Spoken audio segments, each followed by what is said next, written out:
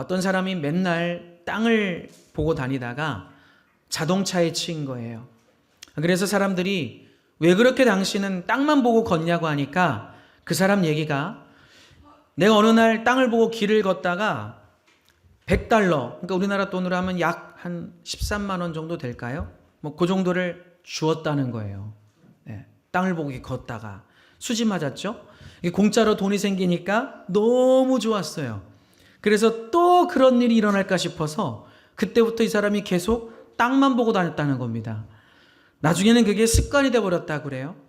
그 후에 땅만 보고 다니면서 주운 것을 계산해 보니까 엄청나더랍니다. 단추가 29,000여 개, 머리핀이 54,000여 개, 동전이 수천 개, 그 외에도 자질구레한 것들로 가득했다는 거예요. 그 사람은 땅만 보고 다니느라고 하늘도 제대로 보지 못하고 넉마주의로 인생을 마감하게 됐다는 이야기입니다. 혹시 여러분은 이야기를 통해서 무엇을 생각해 보게 되십니까? 생각해 보니까 이 사람의 모습이 지금 이 시대 현대인들의 모습과 비슷하다는 생각이 들기도 합니다. 매일매일 이 땅의 것을 바라보고 이 땅의 것만 추구하는 사람들이 대다수입니다. 한평생 우리 인생에서 중요한 것은 과연 무엇에 나의 시선과 마음을 두느냐 하는 것일 거예요. 왜냐하면 이것에 따라서 내 인생의 방향과 결과가 달라질 수 있기 때문입니다. 그래서 오늘 성경 본문 말씀은 우리에게 이렇게 권면하고 있습니다. 1절 하반절 말씀을 보실까요?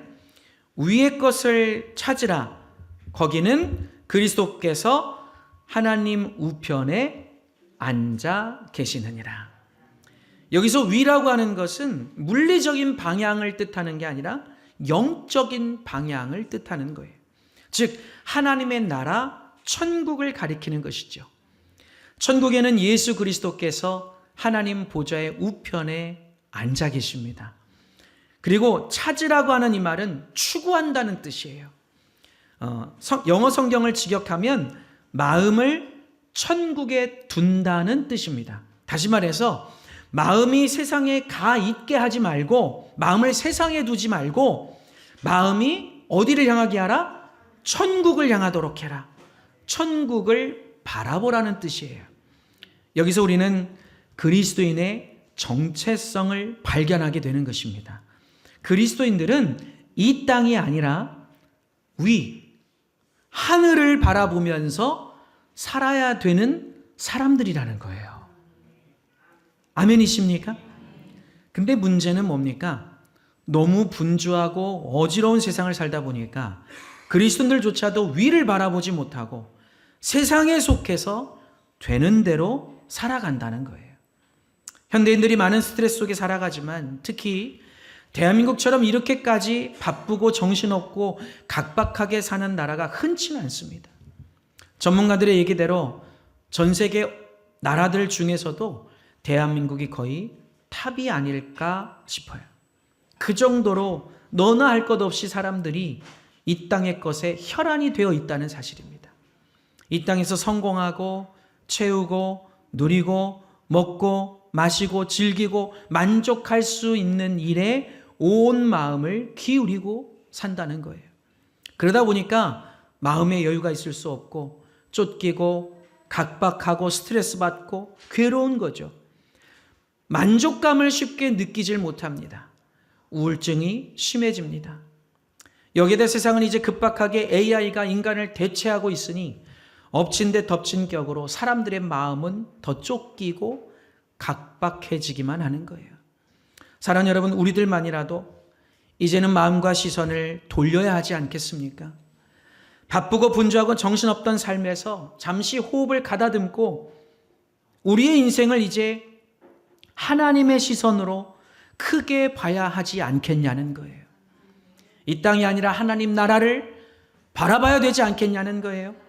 성경의 말씀대로 땅의 것이 아니라 위의 것을 바라보고 위의 것에 마음을 두어야 하지 않겠냐는 거예요. 자, 그렇다면 이제 우리가 하나님 나라를 바라봐야 될 당위성은 무엇일까? 그 이유가 무엇일까를 우리가 좀 알아야 되지 않겠습니까? 우리가 왜 도대체 하늘을 바라봐야 되는가? 하나님 나라를 바라봐야 되는가? 이걸 알아야 우리가 하나님 나라 위를 바라보며 사는 사람이 될 수 있는 거니까요. 자, 우리 첫 번째 따라합시다. 우리는 하나님 나라를 바라보며 살도록 창조됐다. 아멘이십니까? 여러분, 인간이 본래 하나님의 형상대로 창조되었습니다. 그래서 매일 하나님을 바라보며 하나님과 교제하고 살도록 되어 있어요. 그래서 헬라어로는 인간을 가리켜서 안스로포스라고 표현합니다. 이게 본래 무슨 뜻이냐면 위를 바라보는 존재라는 뜻이에요. 어디를 바라보는 존재라고요? 위를 바라보는 존재다. 혼적인 존재인 짐승은 땅을 내려다보지만 반면에 하나님의 형상대로 창조된 인간은 하늘을 바라보게 되어 있다는 거예요. 하나님과 하나님 나라를 바라보는 존재라는 거죠. 그런데 인간이 이 땅에 발을 디디고 살면서 욕심과 불순종 때문에 하나님을 배반하고 타락하는 바람에 하나님을 바라보는 대신 이 땅을, 세상을 바라보며 살게 돼버렸어요. 근데 다행히도 하나님께서 독생자 예수 그리스도를 이 땅에 보내주셨습니다. 하나님의 아들 예수 그리스도가 지옥에 가야 할 우리 인간을 대신해서 십자가에서 피 흘려 죽으시고 부활하심으로 우리를 죄와 영원한 죽음으로부터 구원해 주셨어요. 그러므로 이제 이것을 믿고 고백하는 사람들은 오직 믿음으로 예수 그리스도와 함께 영적으로 죽었다가 영적으로 다시 새 사람으로 살아나게 되는 것입니다. 이것이 복음의 핵심이죠. 오늘 본문 말씀 골로새서 3장 1절에 보면 이렇게 증거합니다. 그러므로 너희가 그리스도와 함께 다시 살리심을 받았으면. 아멘. 말씀드린 대로죠. 또 골로새서 3장 3절에도 나옵니다. 이는 너희가 죽었고 너희 생명이 그리스도와 함께 하나님 안에 감추어졌습니다. 아멘. 죽었고 뭐가 죽었다는 겁니까? 예수 그리스도를 모르고 죄와 사망의 종로로 타던 나의 옛사람이 죽었다는 거예요.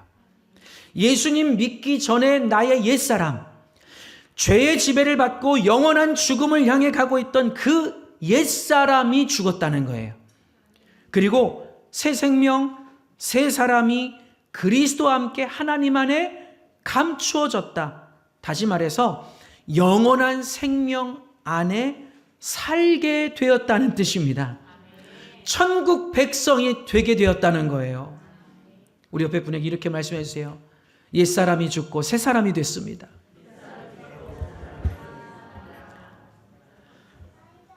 그러므로 우리는 하나님 나라 위를 바라보면서 사는 것이 당연하다.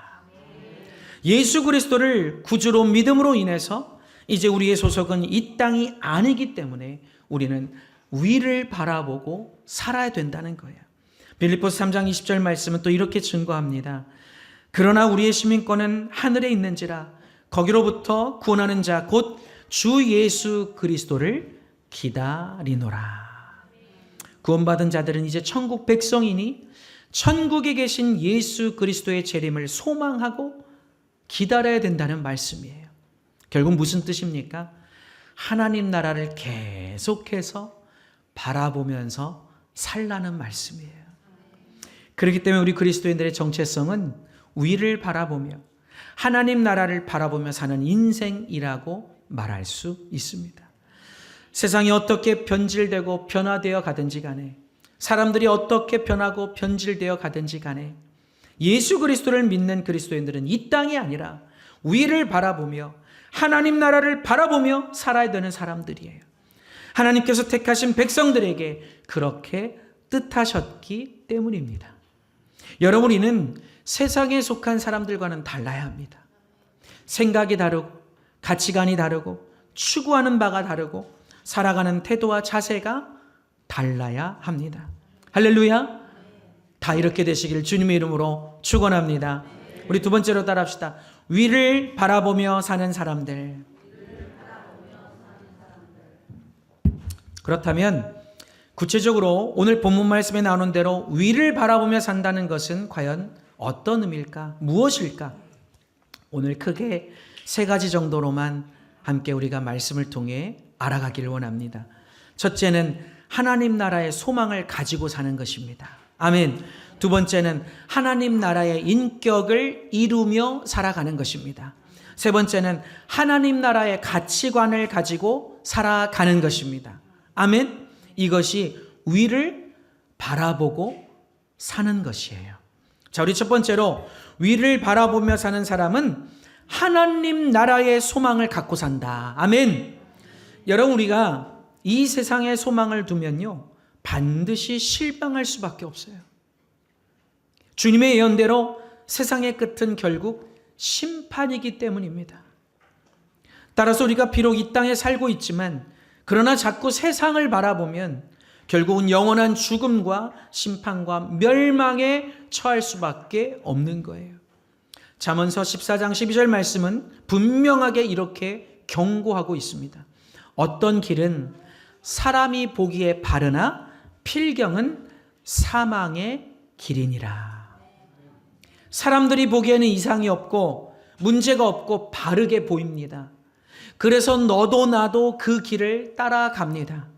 그런데 마지막은 결국 심판과 영원한 죽음이 기다리고 있다는 말씀인 거예요. 그러나 우리 그리스도인들은 어떻습니까? 잠언서 14장 32절은 이렇게 말씀합니다. 악인은 그의 환난에 엎드려져도 의인은 그의 죽음에도 소망이 있느니라. 여러분, 여기서 의인이란 바로 예수 그리스도를 통해 구원받은 성도, 그리스도인들을 가리키는데요.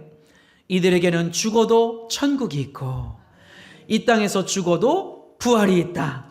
그러니까 하나님 나라 천국의 소망이 있다는 것이에요. 골로새서 3장 4절 말씀을 다시 볼까요? 우리 생명이신 그리스도께서 나타나실 그때에 너희도 그와 함께 영광 중에 나타나리라. 할렐루야. 여러분, 우리가 죽으면 육신은 흙으로 다시 돌아가지만 예수님이 다시 오실 때에 영광스러운 부활의 몸으로 다시 살아나게 될 줄로 믿으시기 바랍니다. 여러분, 우리는 예수 그리스도를 구주로 믿음으로 말미암아 영원한 죽음을 이미 초월한 존재가 됐다는 사실을 믿게 되시기를 주님의 이름으로 축원합니다. 예수님 믿지 않는 세상 사람들은요, 이 땅에서 아무리 호의호식하며 살아도 시간이 지나면서 점점 피할 수 없는 죽음의 공포를 느끼게 됩니다. 세상의 공포를 느끼게 됩니다. 여러 가지 문제들 앞에 공포심과 두려움을 가지고 살게 됩니다. 그리고 예수님 믿는다고 하지만 실제로 죽음 앞에 서게 되면 공포와 두려움에 사로잡히는 사람들도 많아요. 그래서 제가 목회를 하면서 이 장례 장소를 수없이 많이 제가 다녀봤지만 참 안타까운 것은 평생 예수님을 믿는다고 고백을 했던 분인데 죽음을 앞둔 그 시간 그 자리에서 자기의 인생을 한탄하고 가족을 원망하고 하나님을 원망하면서 눈을 감는 이들이 의외로 많이 있다는 사실이에요. 그러나 예수님과 동행하는 진짜 하나님의 자녀들은 그렇지 않습니다. 죽음 앞에서도 죽음의 공포를 견뎌내고 천국을 바라보며 감사할 수 있게 되더라는 거예요. 감동스러울 정도로 평안하고 의연합니다. 죽음을 초월하는 믿음이 있기 때문이에요. 이것이 바로 믿음의 사람과 세상에 속한 사람의 가장 큰 차이입니다. 여러분, 우리가 아까 경배와 찬양 시간에 함께 불렀고 또 소개했던 선한 능력으로라는 찬양이 있습니다. 전 세계 수많은 그리스도인들이 이 찬양에 큰 감동을 받고 저도 이 찬양을 듣고 부를 때마다 뜨겁고 울컥해지는 감동을 느끼게 됩니다. 어제도 밤새 설교 내용을 정리하면서 이 찬양을 밤새 들었는데 가슴이 먹먹해지는 것을 느꼈습니다. 선한 능력으로라는 찬양은 제2차 세계대전 당시에 디트리 보네퍼 목사님이 게슈타포에 체포되어 베를린의 수용소에서 약혼자에게 쓴 편지를 곡조를 불러서 붙여서 찬양으로 만든 곡입니다. 저는 오늘 이 찬양의 가사를 쓴 디트리 보네퍼 목사님의 이야기를 잠시 소개하려고 합니다. 보네퍼 목사님은 1906년 독일 프로이센에서 루터교의 뿌리를 둔 전통적인 개신교 가문에서 태어났습니다. 그는 아버지의 격렬한 반대에도 불구하고 베를린 대학교에서 신학을 공부했고 미국의 신학교에서도 공부했던 독일의 목사이자 신학자였습니다. 그런데 히틀러가 집권하면서 독일은 혼돈에 접어들었고 당시 독일 교회조차 히틀러를 구세주로 메시아로 얘기하면서 그의 정책을 맹목적으로 추정할 정도로 세뇌 선동 작업이 엄청나게 독일 안에 확산되어 갔습니다. 사람들뿐 아니라 교회조차도 히틀러와 나치 정권을 메시아와 구세주로 얘기하면서 무너져가고 배교하던 그때에 보네퍼 목사님은 뜻을 같이 하는 사람들과 함께 고백교회라는 교회를 설립하고 그곳에서 예수 그리스도만이 참된 메시아이며 유일한 구원의 길임을 가르치고 기독교의 본질을 가르치면서 신학생들을 세워 나갔습니다. 당연히 히틀러 나치 정권의 감시가 심해지게 됐고요. 핍박과 탄압이 이어지게 됐습니다. 많은 주변인들이 그의 안위를 걱정하면서 망명을 권하기도 했고 미국의 신학회에서는 그에게 교수직을 제안하면서 미국으로 넘어오라고 수없이 그에게 제안을 했어요. 그러나 그는 동포들이 어둠 속에서 시달리고 있습니다. 누군가는 그들을 섬겨야 합니다. 라고 말하면서 이 제안들을 정중히 거절하고 독일로 다시 발걸음을 향하게 됩니다. 보네퍼 목사님은 제2차 세계대전 당시 히틀러에 대항하는 반나치 운동을 벌였고요. 여러분 영화를 통해서도 접한 분들이 있으시겠지만 일명 발키리 작전이라고 불리는 히틀러 암살 작전을 함께 모의했다가 게슈타포에 체포되어 즉결 재판으로 교수형을 선고받고 1945년 4월 39의 젊은 나이에 수용소에서 처형되고 맙니다. 히틀러가 스스로 생을 마감하기 딱 3주 전의 일이에요. 아까 말씀드린 선한 능력으로라는 이 찬양곡의 가사는 보네퍼 목사님이 반나치 운동으로 수용소에 갇혔을 때 약혼녀에게 보냈던 편지의 일부 내용이었습니다. 이 내용의 가사를 보면 정말이지 가슴이 먹먹해지지 않을 수가 없어요. 그 차디찬 수용소에 갇혀서 얼마 후에 있을 교수형을 앞두고 있던 사람이, 하루아침에 억울한 죽음을 앞두고 있던 사람이 어떻게 이렇게 밝은 소망을 가지고 희망찬 고백을 할 수 있었을까? 그가 차디찬 수용소에서 남긴 기도문이 있는데 제가 이 시간 그 기도문을 좀 함께 나누고자 합니다. 주 나의 하나님, 당신께서 오늘 하루를 마치게 하신 것을 감사드립니다. 당신의 손이 내 손 위에 있었고 나를 지키고 보호하셨습니다. 부족한 믿음과 오늘 하루에 행한 모든 불의를 모두 용서하옵시고 내가 내게 불의를 행한 모든 사람을 내가 용서할 수 있도록 도와주시옵소서. 나로 하여금 당신의 보호하심 가운데 평화롭게 쉬게 하옵시고 어둠의 유혹에서 나를 보호해 주시옵소서. 나의 가족을 당신께 맡기옵고 이 감옥을 당신께 맡기옵니다. 나의 육신과 나의 영혼을 당신께 맡기옵니다. 하나님이여, 당신의 거룩한 이름은 찬양을 받으시옵소서. 여러분, 그렇게 무섭고 차디찬 게슈타포의 수용소에서 억울한 죽음을 앞두고 있던 상황에 어떻게 이런 믿음의 기도가 나올 수 있었을까요? 어떻게 이런 회개의 기도와 긍휼한 기도가 나올 수 있었을까요? 나에게 불의를 행했던 사람들을 내가 용서할 수 있도록 도와달라고 기도했어요. 저는 이 보네포의 이야기를 신학교에서도 저희가 많이 배우고 공부하고 다뤘지만 이 이야기를 접할 때마다, 생각할 때마다 가슴이 너무 먹먹해집니다. 저희 첫째 아이가 물어보더라고요. 아빠, 그럼 이분은 그런 상황에서도 죽음이 두렵지 않았던 건가요? 무서움이 없었던 건가요? 아닙니다. 연약한 인간이기 때문에 육체적으로는 공포심과 두려움이 있을 수 있었어요. 수용소에 갇혀 죽음을 앞둔 상황이 무섭고 떨렸을 겁니다. 그러나 보네포 목사님에게는 하나님과 하나님 나라를 향한 믿음이 있었다는 사실이에요. 소망이 있었다는 사실입니다. 어떤 상황에도 하나님과 하나님 나라를 바라볼 수 있는 믿음, 흔들리거나 타협되지 않는 굳건한 믿음과 소망이 있었다는 거예요. 하나님께서 그의 믿음을 보시고 성령으로 그와 함께 해주시고 그를 붙들어 주신 줄로 믿습니다. 여러분, 이것이 바로 하나님 나라의 소망으로 사는 사람이고요, 이것이 바로 진짜 그리스도인의 신앙이라는 거예요. 현재를 살고 있는 저와 여러분은 어떻습니까?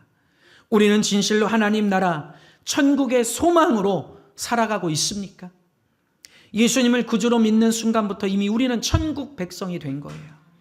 그러므로 그리스도 안에 감추어진 우리는 영원한 생명을 누릴 존재들입니다. 할렐루야! 그렇기 때문에 세상에 주눅들고 영향받을 필요가 없다는 거예요. 주님 안에서의 영생을 믿고 주님 나라를 바라보며 소망을 가지고 범사에 감사하고 찬송하면서 살아가야 한다는 것이죠. 인간은 누구나가 유한한 인생을 살게 됩니다. 아무리 돈이 많고 권력을 가지고 있어도 이것을 바꿀 수 있는 사람은 단 한 사람도 없습니다. 언젠가 반드시 죽음 앞에 서게 되고 죽음을 맞이해야 하는 거예요. 인간은 누구나 창조주 하나님 앞에서 피조물일 뿐입니다.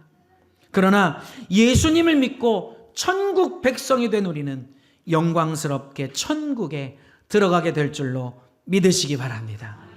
사랑하는 여러분, 우리가 비록 이 땅에 발을 디디고 살지만 그러나 하나님 나라 위를 바라보며 사는 사람분들이 되시기를 주님의 이름으로 축복합니다. 하나님 나라를 바라보면 천국의 소망을 갖게 됩니다. 영원한 소망을 갖게 됩니다.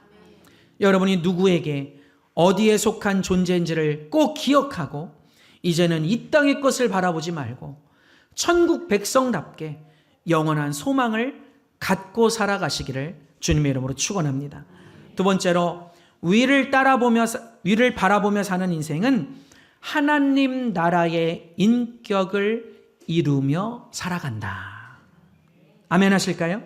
달리 말해서 주님의 형상을 닮아가는 삶을 살게 되더라는 겁니다. 하나님은 우리를 구원하셔서 천국의 권속이 되게 해주셨습니다. 여러분이 권속이라는 말은 패밀리라는 거예요. 가족, 패밀리. 천국의 로열 패밀리. 옆에 분이 한번 얘기해 보실래요? 당신은 천국의 로열 패밀리입니다.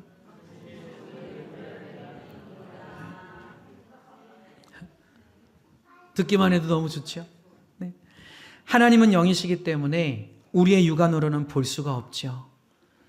그래서 주님을 닮아간다고 하는 것이 때때로 막연하게 느껴지기도 합니다. 그러나 예수님께서 이 땅에 인간의 모습으로 오셨어요. 우리처럼 실제 인생을 살아내 주셨습니다. 그렇기 때문에 우리가 예수 그리스도를 모델로 삼고 우리는 그분의 인격과 삶을 따라갈 수 있다는 것이죠. 그래서 하나님의 형상, 그리스도의 형상을 닮아갈 수 있게 된다는 겁니다. 에베소서 4장 15절에서 이렇게 말씀합니다. 오직 사랑 안에서 참된 것을 하여 범사에 그에게까지 자랄지라. 그는 머리니 곧 그리스도라. 예수님을 모델로 해서 매일 조금씩이라도 계속 닮아가고 또 닮아가라는 말씀인 거예요. 이런 변화의 과정을 뭐라고 하죠? 성화의 단계를 밟아간다고 합니다. 성화는 마치 새 옷으로 갈아입는 것과 같다고 보시면 돼요. 더러운 옷을 벗어버리고 깨끗한 새 것을 입는 거예요. 오늘 본문 말씀은 먼저 옛사람의 모습을 벗어버리라고 말씀하고 있습니다. 자, 8절에서 9절 말씀을 우리 다시 한번 볼까요? 이제는 시작.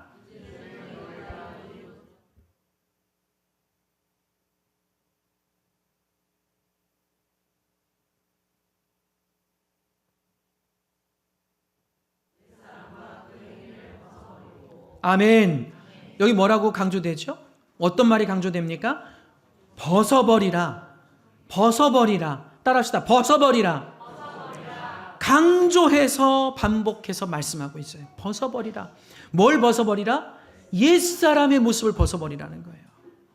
여러분, 우리가 예수님을 믿게 됐는데 왜 옛사람의 모습을 가지고 사냐는 거예요. 우울함을 가지고 살고, 부정적인 생각을 가지고 살고, 부정적인 말을 가지고 살고, 세상적인 가치관을 가지고 사는 거예요. 여러분, 이것은 잘못된 거죠. 옛사람의 모습을 벗어버리라고 말씀했어요. 내가 예수님을 믿기 전에 세상과 죄악에 물든 그릇된 인격과 삶의 태도를 벗어버리라는 말씀이에요.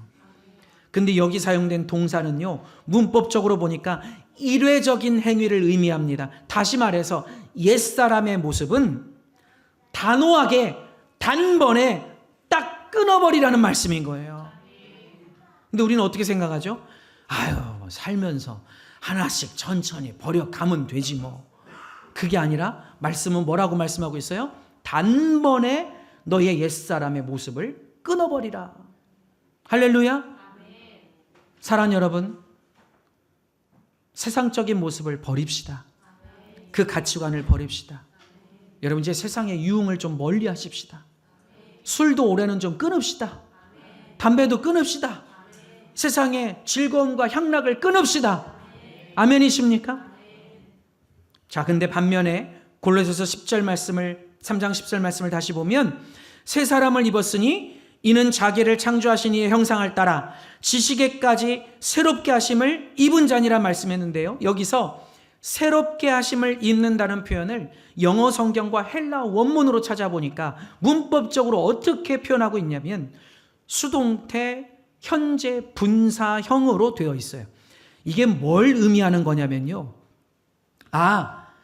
새로워지는 성화의 과정은 인간의 노력으로만 되는 게 아니구나. 성령께서 내 안에서 계속해서 나를 도와주시고 변화시켜 주시고 역사해 주셔야 가능한 것이구나. 버리는 것은, 그러니까 옛사람을 버리는 것은 아주 단호하게 해야 될 일이지만 새 사람을 입고 예수님을 닮아가고 새롭게 되어가는 이 과정은 매일매일 계속해서 주님의 도우심을 받아 은혜의 힘으로 해가야 되는 일이구나. 점진적인 과정이라는 것을 알게 되는 거예요. 여러분, 이와 같은 성화를 다른 말로 표현하면 성령의 열매를 맺는 것이라고 말할 수 있어요. 갈라디아서 5장 22절 23절 말씀을 빠르게 읽습니다. 오직 성령의 열매는 사랑과 희락과 화평과 오래 참음과 자비와 양선과 충성과 온유와 절제니 이 같은 것을 금지할 법이 없느니라. 자, 여기 보면 9가지 성령의 열매가 나오죠. 그런데 가만히 보면 이런 것들이요, 다 예수님 안에 있는 예수님의 인격과 성품의 다양한 모습들이에요. 그러므로 성령의 열매를 맺는다는 말씀은 여러 의미가 있지만 성령이 우리 안에 들어오셔서 우리를 계속 점진적으로 변화시키고 또 변화시키셔서 예수님을 닮은 인격을 만들어가는 것을 의미하는 거예요. 이것이 성령의 9가지 열매를 맺는 것입니다. 여러분, 한 주간의 삶을 이렇게 사셨습니까? 역시 대답이 없으세요. 괜찮습니다. 여러분, 우리는 천국 백성이에요. 부족함을 알았다면, 나의 연약한 모습을 발견했다면 회개하고 주님의 은혜를 구하면 됩니다. 할렐루야. 여러분, 우리는 거룩해야 될 줄로 믿습니다. 거룩이라는 말은 본래 구별이라는 뜻이에요. 다시 말해 그리스도인의 인격은 세상 사람들과 달라야 된다는 뜻이에요. 근데 요즘 안타깝게도 세상 사람들의 시선이 우리 교회와 그리스도인들을 바라볼 때 곱지 않습니다. 이것은 사실 그리스도인들의 자승자박이에요.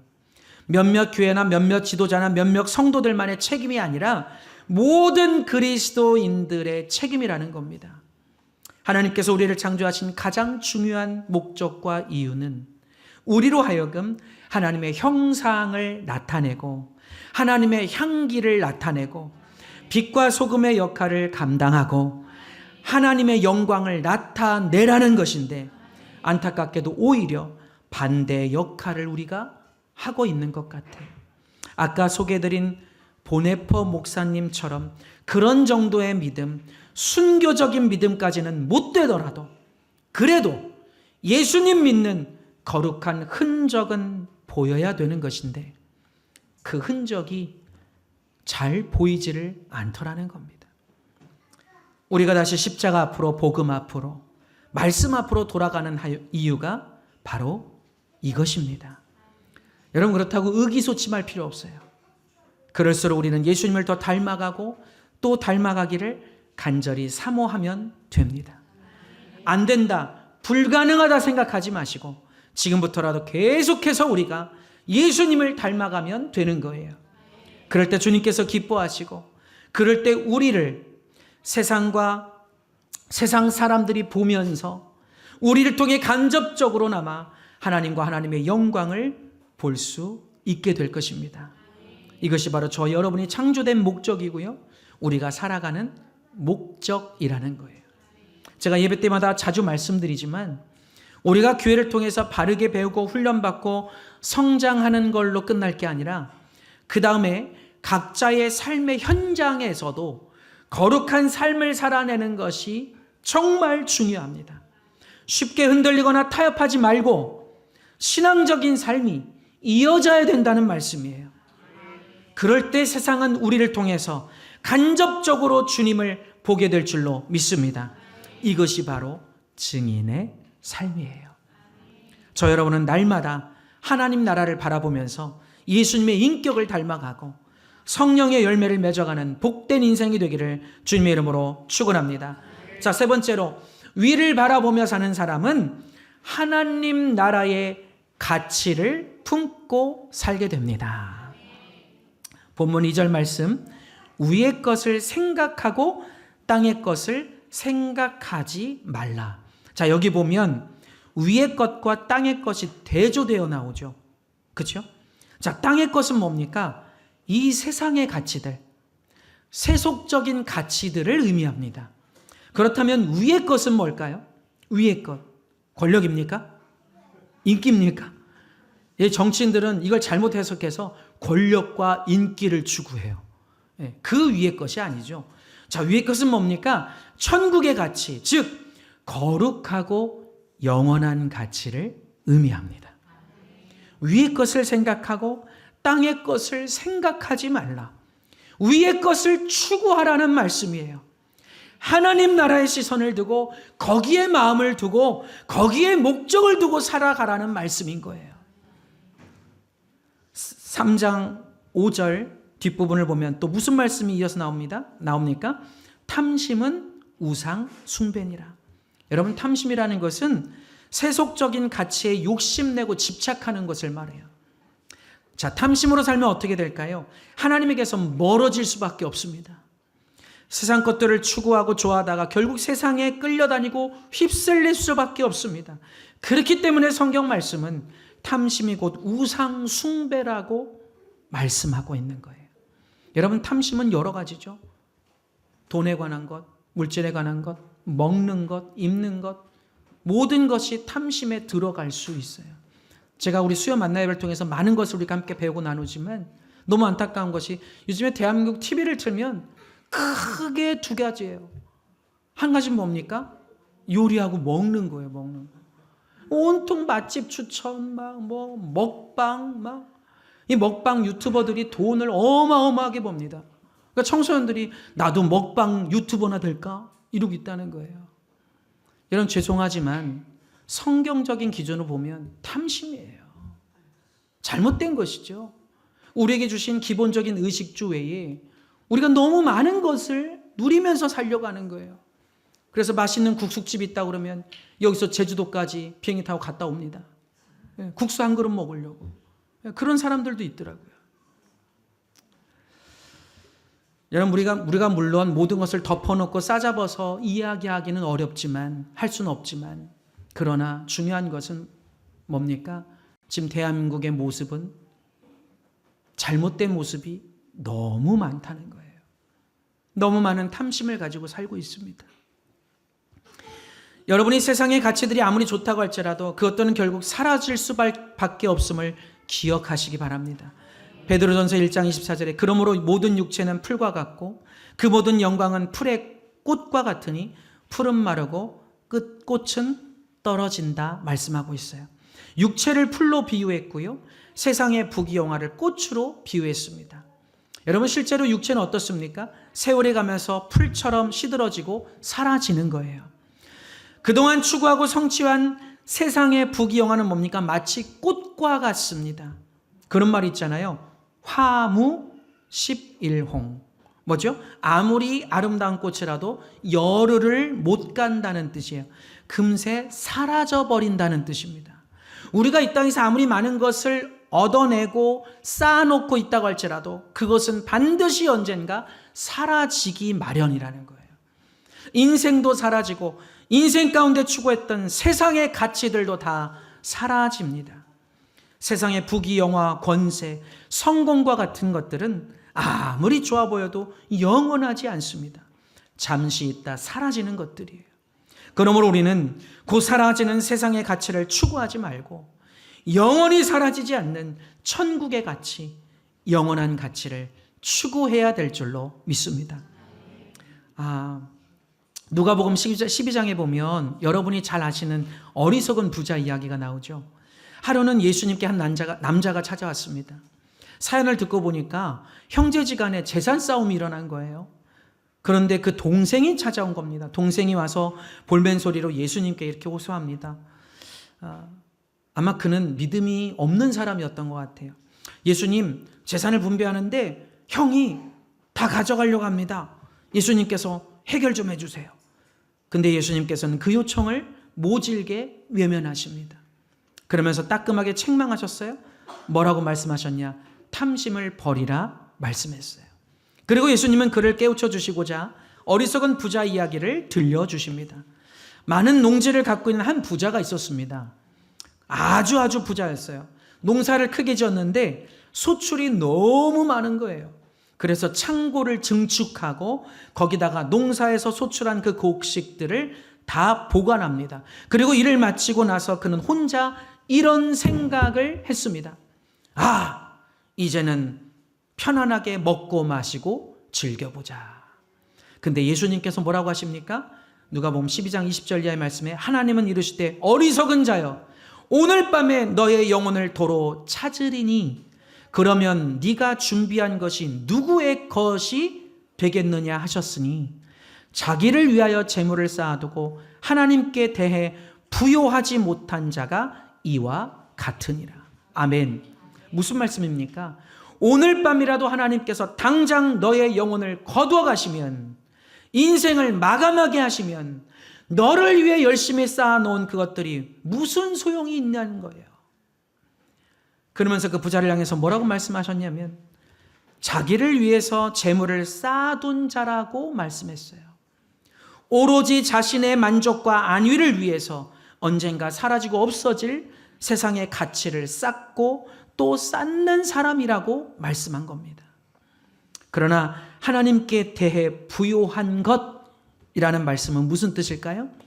하나님께서 세상 모든 것의 주인이 되시고 내가 가진 모든 것의 주인이 되신다는 것을 인정하고, 할렐루야, 하나님이 기뻐하실 것들, 영원한 하나님 나라의 것들, 거룩한 것들을 추구하면서 살아가는 겁니다.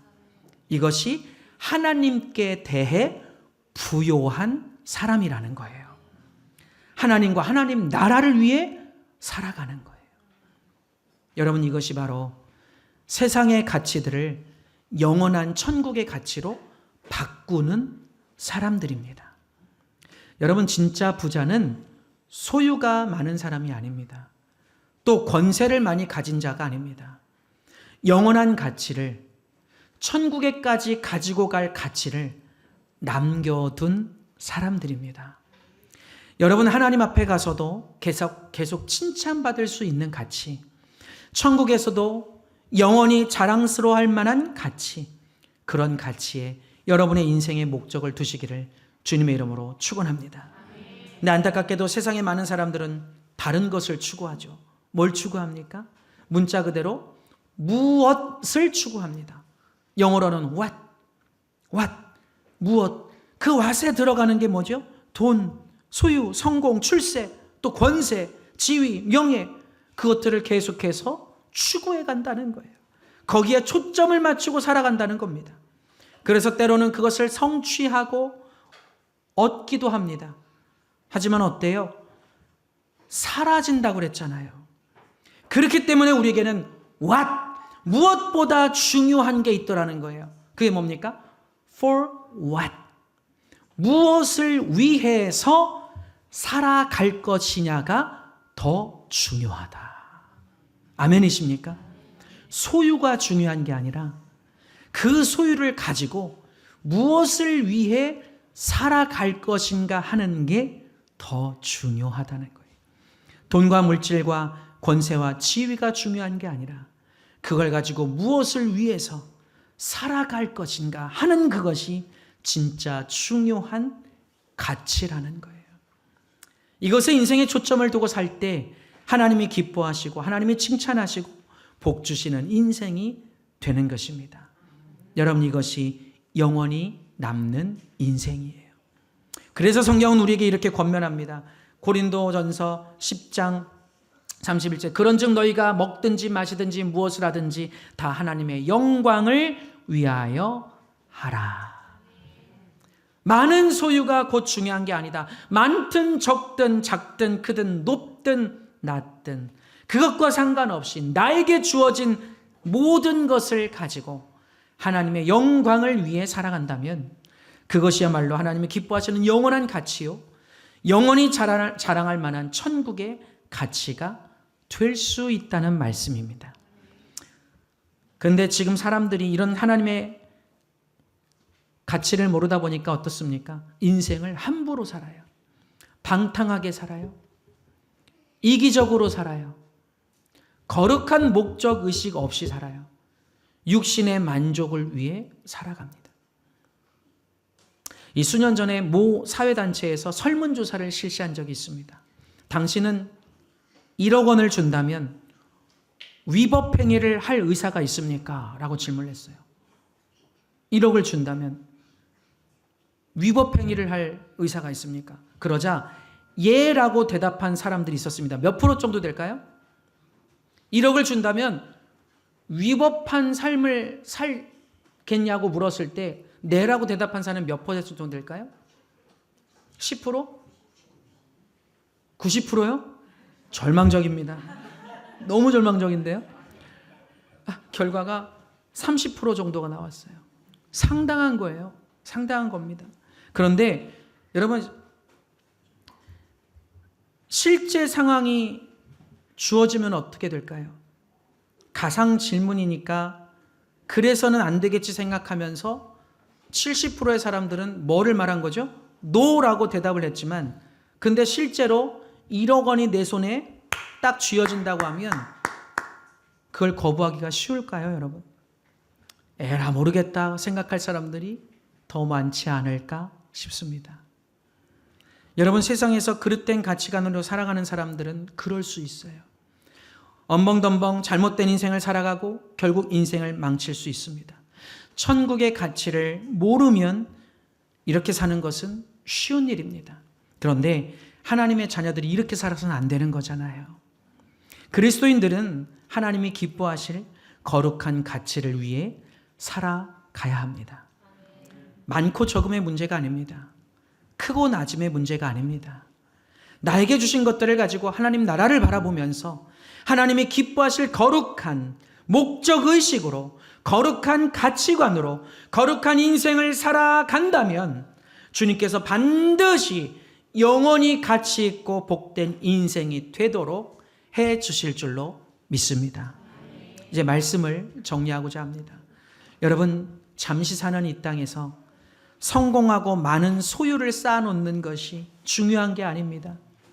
그리스도인인 우리에게는 천국의 가치가 중요합니다. 영원한 가치가 중요합니다.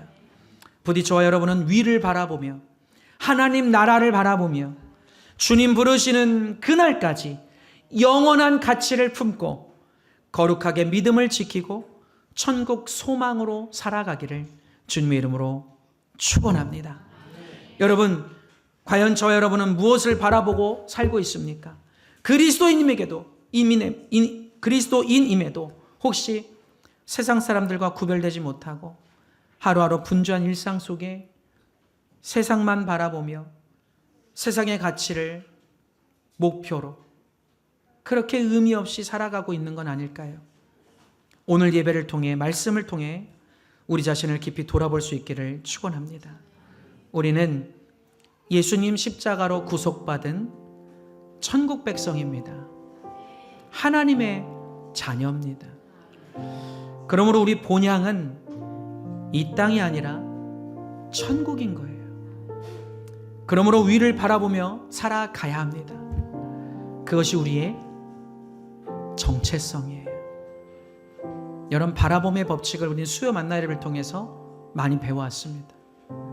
무엇을 내가 주로 바라보느냐에 따라서 내가 그렇게 닮아가게 되고 내 인생이 그렇게 바뀌어 가게 되더라는 거예요. 여러분, 하나님의 나라를 바라보십시오. 하나님 나라에 속한 것을 바라보십시오. 오늘 소개했던 보네포 목사님은 불의에 저항하다가 젊은 나이에 억울한 죽음을 맞이해야 했습니다. 그럼에도 그가 그렇게 국민들을 향해서, 믿음의 사람들을 향해서 담대히 고백하고 선언할 수 있었던 이유는 다른 게 아닙니다. 하나님을 향한 믿음이 있었기 때문이에요. 하나님 나라를 향한 소망이 있었기 때문이에요. 사랑하는 여러분, 우리도 그런 믿음을 가지려고 애써야 되지 않을까요? 이제는 더 이상 세상의 가치관을 따라가지 말고 이제는 좀 하나님이 기뻐하실 수 있는 그런 거룩한 모습으로 우리가 살아가야 되지 않겠습니까?